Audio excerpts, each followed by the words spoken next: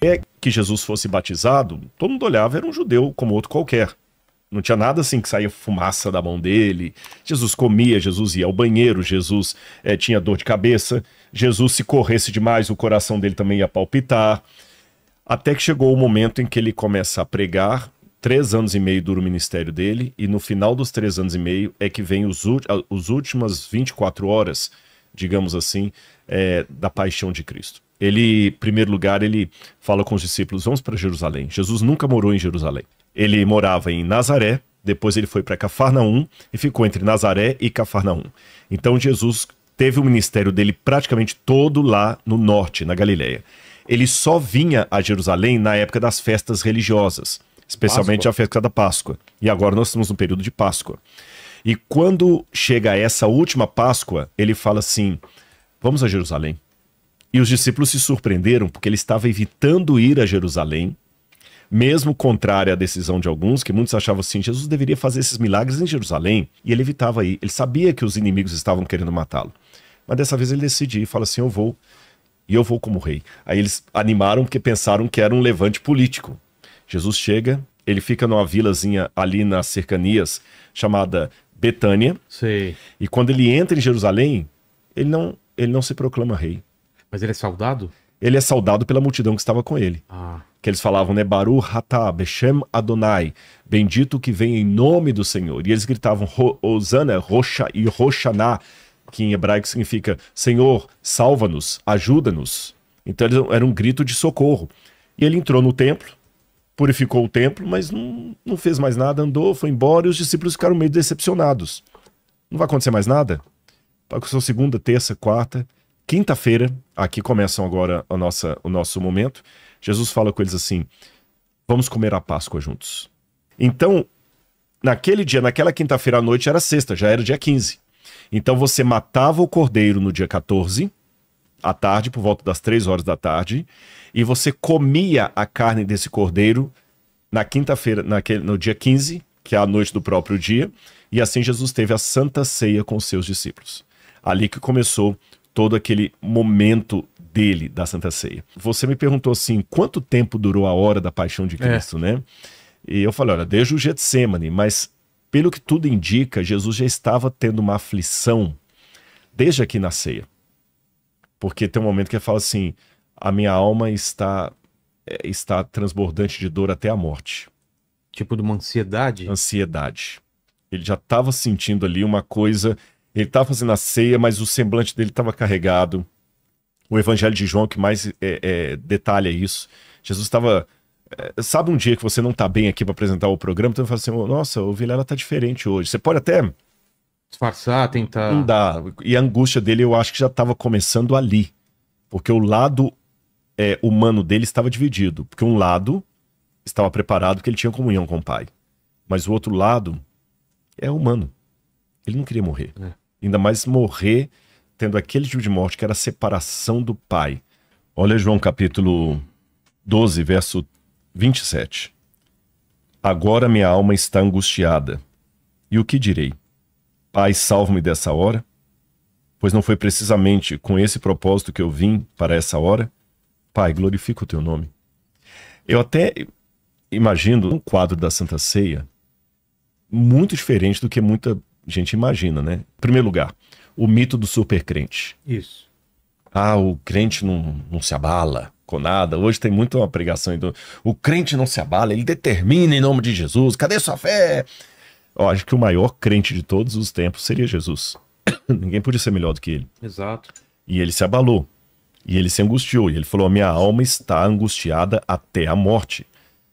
Sabe? Então, ele se deu ao luxo de ser inteiramente humano. Coisa que muitas vezes a gente não se permite. Pois é. Quero mostrar algumas coisas para vocês aqui, Vilela. Lene, aquele quadro da Vinci tá aí? Tá. Santa Ceia, famoso, Santa Ceia de Leonardo da Vinci. Essa aí, as cores estão meio desbotadas assim por causa do tempo. Agora, é interessante se olhar como Jesus é retratado aqui. É uma face já de angústia, de preocupação. É uma certa tristeza que a gente vê. E você... de alegria numa festa. E tem um falatório ao lado dele. Tem, olha. Então vamos tentar ver quem está ali do lado. Jesus está ao centro, 6 discípulos de um lado, 6 discípulos do outro, tá bom? À esquerda de Jesus, aquele que está com a roupa um pouco mais desbotada, com a mão quase perto da mão de Jesus, é João, São João Evangelista. Os outros que estão com o dedo para cima, assim, eu jamais te negarei, é porque representam, segundo Da Vinci, o momento em que Jesus falou, um de vocês vai me trair. Então aqueles que estão com a mão para cima, com o dedo em risco, assim, eu não vou te trair, Senhor, nunca. Quem vai te trair? Quem vai te trair? Aí João é puxado ao lado por Simão Pedro. Então nota que Simão Pedro está falando no ouvido de João. Ele pergunta, João, pergunta para ele quem é que vai traí-lo. E o Pedro, ele está com a mão assim no ombro de João. E se vocês olharem do outro lado, ele tem aqui uma faca. Verdade. Ele tem uma faca aqui, que é a faca com a qual ele vai cortar a orelha do soldado, do servo do sacerdote lá no Getsemane. E em frente os dois, segurando um saquetel de dinheiro, está Judas, né? Está Judas. Agora, o que Da Vinci representou ali, eu vou ler na Bíblia para vocês e depois eu vou mostrar o erro do quadro do Da Vinci. O que o Da Vinci representou está aqui no Evangelho de João, quando Jesus tem o momento da Santa Ceia. O pessoal está perguntando aqui, Rodrigo, por que tem uma mulher ao lado de Jesus? Isso, inclusive, foi é uma teoria do Dan Brown. Que, na verdade, seria a Maria Madalena, talvez. Se você colocar o mouse... Não, o outro lado. Esse, na verdade, é o apóstolo João. Mas no filme Código Da Vinci, e no livro, no livro também, o Dan Brown fala que seria Maria Madalena. Exato. E que ela que é o santo sagrado, o cálice sagrado. Na verdade, ali não é uma mulher, é um homem mesmo. O que acontece é o seguinte, na pintura renascentista, eles tinham como critério pintar jovens e adolescentes com semblante feminino, imberbe, para mostrar o excesso da puberdade e da não masculinidade. Não tem nada a ver com homossexualidade isso. Sim. É apenas a maneira que eles pintavam. Então não é que uma mulher, tá certo? Eu vou mostrar, por exemplo, um outro, não sei se dá para você achar aí, coloca assim, São João Batista Da Vinci. Ah, olha só. Se você olhar o rosto, o cabelo assim enrolado, o nariz fininho, se eu tapar do pescoço para baixo, você fala que é uma mulher. Exato. Mas é um homem, tá certo? Só que aí o Da Vinci pintou o São João Batista como um jovem. Então, o Dan Brown escreveu um livro assim muito fantasioso. Muita gente, até pessoas que não são religiosas, ateias, mas que são especializados em história greco-romana, história egípcia, fala que ele pisou na bola assim à torta e direita. A maneira como ele traduz o nome Ísis, ele fala a fundação de Paris, ele erra na fundação de Paris, ele erra numa série de coisas lá, então aquilo ali é balela. Eu espero ter respondido essa questão aí, tá bom? Agora, o momento que o Da Vinci estava representado lá, ele é descrito no Evangelho assim. Evangelho de João, capítulo 13, versículos 21 em diante. Depois de dizer isso, Jesus se angustiou em espírito. De novo, esse versículo aqui é diferente daquele que eu tinha lido. Ele se angustiou em espírito e afirmou: em verdade, lhes digo que um de vocês me há de trair. Aliás, uma coisa interessante é que Jesus vai se angustiando cada vez mais. E no Evangelho de João, na língua grega, você percebe que ele vai aumentando a intensidade dessa angústia. Posso continuar lendo aqui então? Então vamos lá. Então Jesus estava angustiado e ele falou assim: em verdade lhes digo que um de vocês me vai trair. Então os discípulos olharam uns para os outros sem saber a quem ele se referia. Agora vocês entendem o quadro lá do Da Vinci, né? Quem sou eu? Quem vai te trair, Senhor? Ao lado de Jesus estava reclinado um dos seus discípulos a quem ele amava. Simão Pedro fez um sinal a esse para que perguntasse a Jesus a quem se referia. O Simão Pedro está lá com a mão no ombro dele, estão vendo? Olha, do lado ali, cochichando no ouvido dele. Mas aí eu já vejo o primeiro erro do quadro de Da Vinci. A Bíblia não fala que Simão Pedro cochichou no ouvido de João. Fala que Simão Pedro fez um sinal para ele. Um sinal. Então ali já viu um erro. Da Vinci não era arqueólogo, nunca tinha ido ao Oriente Médio, não conhecia a cultura da época de Jesus. Então, em que pese a beleza, eu vi pessoalmente em Milão esse afresco de Da Vinci pintado lá na parede de Santa Maria delle Grazie, é impressionante mesmo, mas do ponto de vista arqueológico ele cometeu um erro que a gente chama de anacronismo. O que é anacronismo? É eu transferir para o passado uma realidade de hoje. O quadro do Da Vinci, ele tem um anacronismo, porque as pessoas na época de Jesus não se sentavam à mesa como nós estamos aqui para comer.